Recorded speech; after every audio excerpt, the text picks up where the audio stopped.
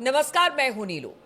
तो एक तरफ लगातार परमाणु कार्यक्रम को लेकर अमेरिका और ईरान समझौते की बात कर रहे हैं। अमेरिका चाहता है कि इस पर समझौता हो, ईरान भी चाहता है कि बीच में कोई मध्यस्थता कर इस पर बातचीत करे। लेकिन इसी बीच एक बड़ी खबर आ गई है रूस को लेकर। रूस चाहता है परमाणु रिएक्टर लगाया जाए ईरान में। अब ऐसे में बातचीत का क्या होगा? मेरे साथ मयंक जुड़ गए हैं, आज इसी पर चर्चा होगी। मयंक, ये बड़ी खबर है। एक तरफ तो परमाणु कार्यक्रम पर समझौते की बात ईरान और अमेरिका कर रहा है, लेकिन दूसरी तरफ परमाणु रिएक्टर लगाना रूस की तरफ से, इसको कैसे देखें आप? देखिए, ये असल में अमेरिका और इजराइल के लिए बहुत बड़ा झटका माना जा रहा है। अभी तक जिस बात को लेकर एकदम युद्ध जैसी स्थिति खड़ी हुई है, न्यूक्लियर डील को लेकर कोई बात आगे बढ़ी ही नहीं है और युद्ध की स्थिति खड़ी हुई है। कभी भी ईरान और अमेरिका के बीच एक जबरदस्त युद्ध हो सकता है। और युद्ध की मूल वजह क्या है? वो है ईरान का परमाणु कार्यक्रम, जो अमेरिका रोकना चाहता है। इजराइल उसको रोकना चाहता है, यहां तक कि इसके लिए पूरे मिडिल ईस्ट को एक बड़े युद्ध में झोंकना के लिए अमेरिका तैयार खड़ा हुआ है।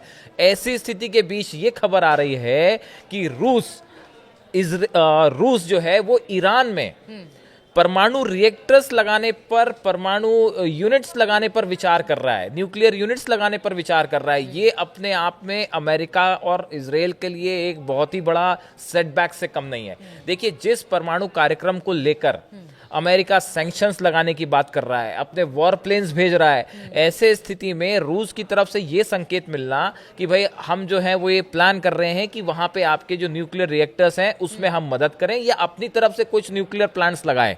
ये अपने आप में एक ऐसी स्थिति है कि आपने सीधा जो है अमेरिका को चैलेंज कर दिया है रूस ने यहाँ पे। देखिए, इसके पीछे ये आज की बात नहीं है।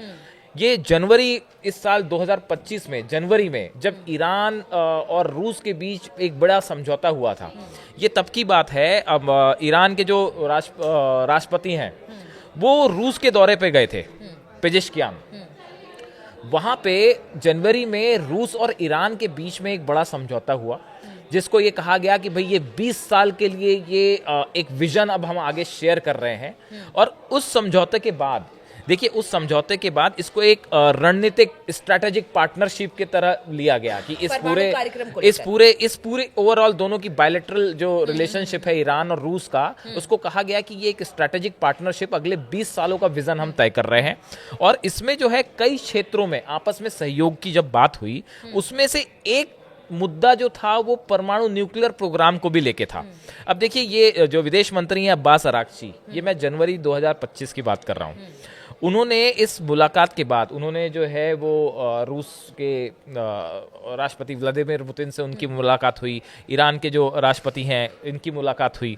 इसके बाद जो विदेश मंत्री का जो बयान आया, ये संधि जो समझौता हुआ, यह समझौता न केवल एक महत्वपूर्ण मोड़ है जो हमारे द्विपक्षीय संबंधों को मजबूत करता है, या केवल एक राजनीतिक समझौता नहीं है, ये भविष्य का रोड मैप है। तो ईरान और रूस के बीच जनवरी में ही ये तय हो चुका था कि अगले 20 साल के लिए हम किस स्ट्रैटेजी पे काम करेंगे। इसके बाद हुआ ये कि पेजेश्कियान जो है राष्ट्रपति ईरान के, इनके साथ जो है एक बायलैटरल टॉक के दौरान, उसके बाद जो प्रेस कॉन्फ्रेंस होती है उस में जो है पुतिन की तरफ से कहा गया कि उनका देश यानी रूस ईरान में नई परमाणु ऊर्जा यूनिट के निर्माण पर विचार कर रहा है।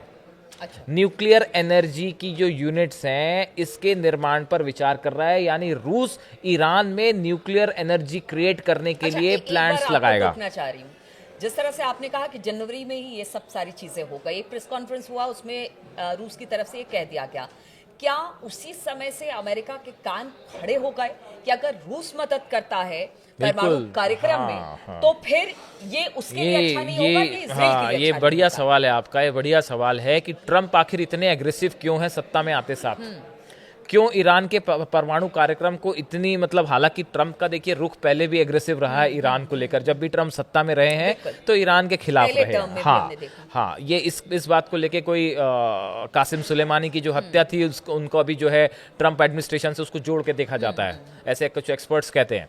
अब उसके बाद देखिए स्थिति ये है कि पहले ट्रंप ने जो ईरान के साथ परमाणु समझौता था, जो बराक ओबामा के समय हुआ था उसको कैंसिल कर दिया था।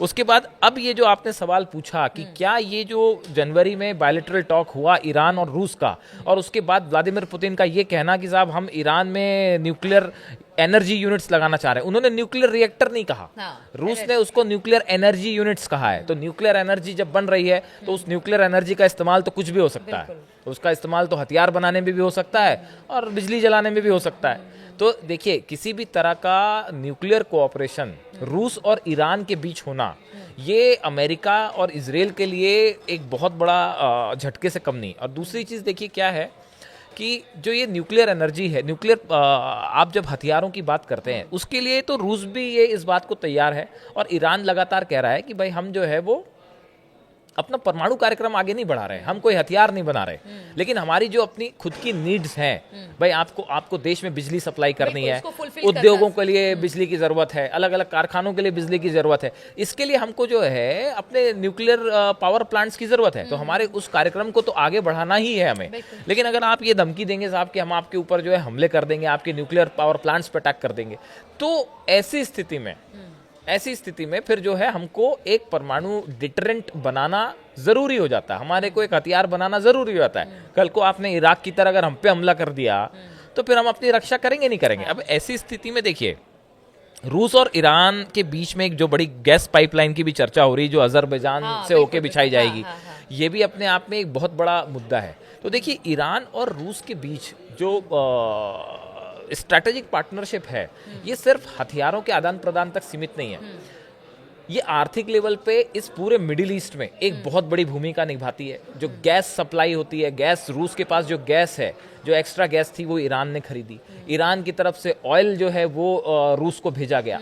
जब भी हथियारों की जरूरत पड़ी, ड्रोन की जरूरत पड़ी, तो ईरान ने ड्रोन प्रोवाइड किए। जिस समय रूस यूक्रेन युद्ध एकदम पीक पे चल रहा था और बाइडन एकदम अगेंस्ट खड़े हुए थे रूस के, पुतिन के, उस समय ईरान ने उसकी हमेशा मदद की। ऐसी स्थिति में अब ये एक नई खबर आना, देखिए इसका इंपॉर्टेंस ये है क्योंकि न्यूक्लियर डील को लेकर कोई समझौता नहीं हो पा रहा है। खामेनी अपनी शर्तों पे हैं, अमेरिका अपनी शर्तें मनवाने का जोर डाल रहा है। ऐसी स्थिति में जब न्यूक्लियर डील को लेकर युद्ध होने की आशंका है, ऐसे में अगर ये खबर आए कि रूस ये चाह रहा है कि ईरान में परमाणु यूनिट्स लगाई जाए, तो ये एक इस तरह की बात है, ये अमेरिका को सीधी चुनौती है कि भाई आप जो चाहे कहते रहिए, हम तो वही करेंगे, ये हमारा अधिकार है और हम उसके हिसाब से चलेंगे। तो पुतिन ने एक प्रकार से देखिए पिछले कुछ दिनों में शुरुआत में चर्चा हो रही थी कि ट्रंप और पुतिन की दोस्ती बड़ा कमाल कर देगी, लेकिन अगर आप देखें कि पिछले 15-20 दिनों में ये दोस्ती की जो चर्चाएं थी ना, ये थोड़ी सी संतुलन बिगड़ गया है।